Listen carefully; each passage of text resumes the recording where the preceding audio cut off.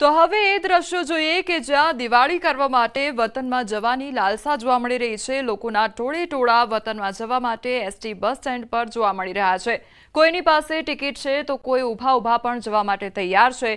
સવારથી ટિકિટ લેવા પણ લોકો લાઈન લગાવીને ઊભા છે। દિવાળીના તહેવારો શરૂ થઈ ગયા છે અને લોકો વતન તરફ જઈ રહ્યા છે। અત્યારે અમે છીએ અમદાવાદના ગીતા મંદિર બસ સ્ટેશન। ત્યાં જોઈ શકો છો કે આજે કાળી ચૌદશ છે અને આ કાળી ચૌદશના દિવસે પણ લોકો હજુ વતન તરફ જઈ રહ્યા છે।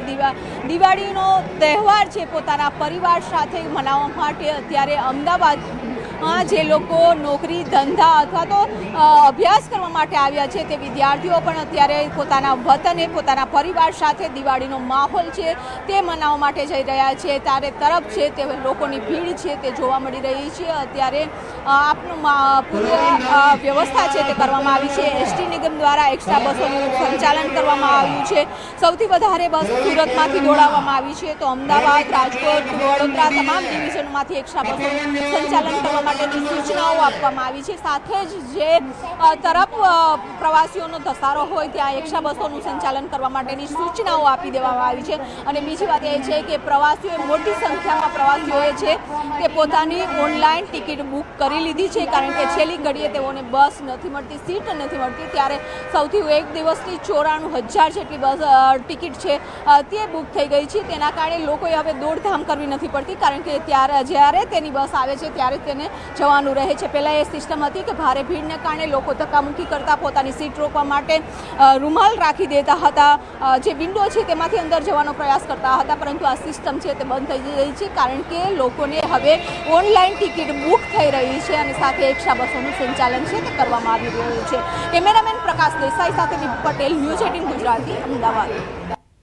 અમદાવાદના નારોલમાં સાસુએ જમાઈની હત્યા કરી કાઢી। અસ્ત્રાથી જમાઈએ હુમલો કરવા જતા સાસુએ માથામાં ઈંટ મારી દીધી તો જમાઈને માથામાં ઈંટ વાગતા સારવાર દરમિયાન તેનું મોત નીપજ્યું છે। ઘર કંકાસથી કંટાળી પત્ની પોતાના પિયરમાં ગઈ હતી। પતિ પત્નીને પરત લઈ જવા માટે આવ્યો હતો આ મૃતક અને જે દરમિયાન સાસુ જમાઈ વચ્ચે માથાકૂટ થઈ હતી। પુત્રીએ માતા વિરુદ્ધ નોંધાવી છે હત્યાની ફરિયાદ અને નારોલ પોલીસે આરોપી સાસુની ધરપકડ કરી છે। આ બેનના જમાઈ અને એમના દીકરી વચ્ચે વારંવાર ઝઘડા થતા હતા અને આજ સવારે પણ ઝઘડો ખૂબ મોટો થયો હતો અને એને કારણે આક્રોશમાં આવીને એમણે હત્યા નિપજાવી હોવાનું પોલીસના ધ્યાનમાં આવેલ છે।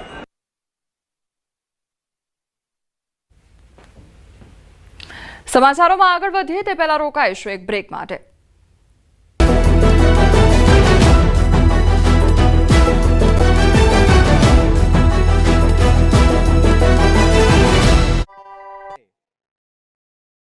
સરકારનો અડધો કાર્યકાળ પૂરો થવા આવ્યો અને મંત્રીમંડળમાં મોટો રાજકીય ફેરબદલ આવ્યો।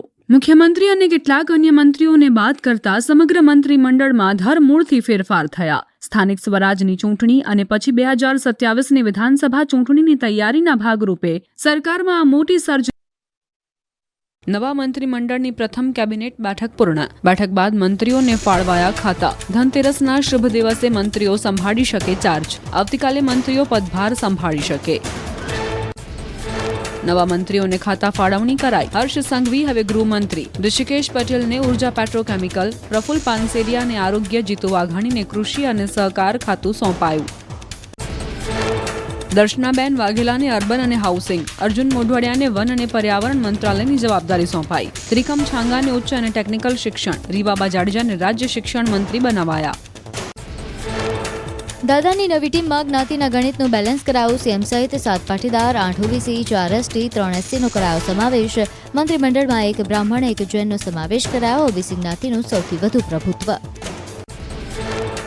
દાદાની નવી ટીમમાં જિલ્લાનું પણ સચવાયું બેલેન્સ। નવા મંત્રીમંડળમાં સૌરાષ્ટ્રનું કદ વધ્યું। નવા મંત્રીમંડળમાં સૌરાષ્ટ્રમાંથી 9 એમએલએનો સમાવેશ। કોંગ્રેસથી આવેલા 4 એમએલએ પૈકી ફક્ત 1નો જ સમાવેશ। કેબિનેટમાં 1 પણ મહિલાનો સમાવેશ નહીં। દાદાની નવી ટીમમાં 74 વર્ષીય કનુભાઈ દેસાઈ સૌથી પીઢ મંત્રી। કેબિનેટ કક્ષાના મંત્રી તરીકે ફરીથી કરાયા રિપીટ। દાદાની સરકારમાં નાણામંત્રી તરીકેની નિભાવી ચૂક્યા છે જવાબદારી। ભૂપેન્દ્ર પટેલની નવી ટીમમાં સૌથી યુવા મંત્રી બન્યા રીવાબા જાડેજા. જામનગર ઉત્તરના ધારાસભ્ય રીવાબાને 34 વર્ષની ઉંમરે મળ્યું મંત્રીમંડળમાં સ્થાન. રાજ્યકક્ષાના મંત્રી તરીકે રીવાબા જાડેજાએ લીધા શપથ. ગાંધીનગર મહાત્મા મંદિરમાં નવા મંત્રીમંડળની શપથવિધિ યોજાઈ. 7 પટેલ સહિત 8 ઓબીસી, 3 SC, 4 ST સાથે 26 મંત્રીઓનો થયો સમાવેશ. 6 મંત્રીઓને કરાયા રિપીટ. ગુજરાતના નવા મંત્રીમંડળની શપથવિધિ થઈ. હર્ષ સંઘવીએ સૌથી પહેલા શપથ લીધા. હર્ષ સંઘવી સૌથી યુવા ડેપ્યુટી સીએમ બન્યા. હર્ષ સંઘવીએ નાયબ મુખ્યમંત્રી તરીકેના લીધા શપથ. રાજ્યપાલ આચાર્ય દેવવ્રતે લેવડાવ્યા શપથ. ગુજરાતમાં ચોથી વખત ડેપ્યુટી સીએમની ફોર્મ્યુલા અપનાવાઈ. 1973, 1994, 2016માં હતા ડેપ્યુટી સીએમ. 9 વર્ષ બાદ ગુજરાતને ફરી મળ્યા ડેપ્યુટી સીએમ. રાજ્યકક્ષાના મંત્રીની સારી કામગીરી ફળી. કામરેજના ધારાસભ્ય પ્રફુલ્લ પાનસેરિયાને ફરી મળ્યું મંત્રીમંડળમાં સ્થાન. પ્રફુલ્લ પાનસેરિયા, ઈશ્વરસિંહ પટેલ અને ડોક્ટર મનીષા વકીલે રાજ્યકક્ષાના મંત્રી તરીકે લીધા શપથ. ત્રણેયને રાજ્યકક્ષાનો સ્વતંત્ર હવાલો અપાયો. જીતુ વાઘાણીએ લીધા કેબિનેટ મંત્રીના શપથ. દાદાની સરકારમાં પ્રથમવાર બન્યા મંત્રી. જીતુભાઈ વાઘાણીને ફરી એકવાર મંત્રીમંડળમાં મળ્યું.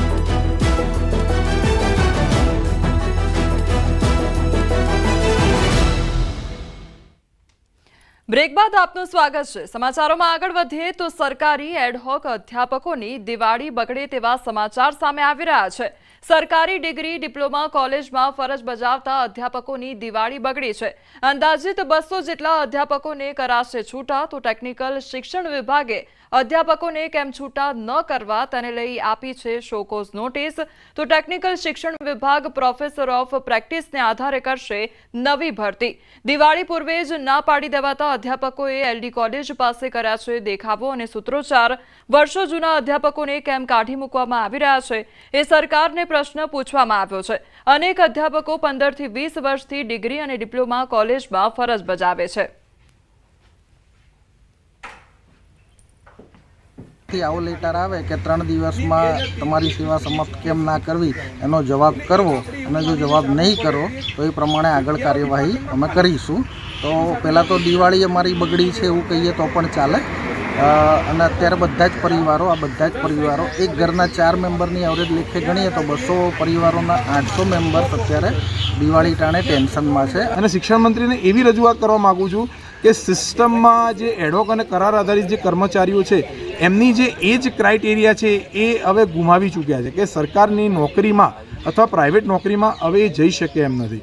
તો આના માટે કોઈ પોલિસી વિચારવામાં આવે અને અમારા જે કર્મચારીઓ છે એ કર્મચારીઓ માટે એક પોઝિટિવ વલણ રાખી અને અમારી જોડે એક સારું વર્તન કરવામાં આવે. હવે આગળ વાત કરીએ દિવાળીની મોજ વિશે.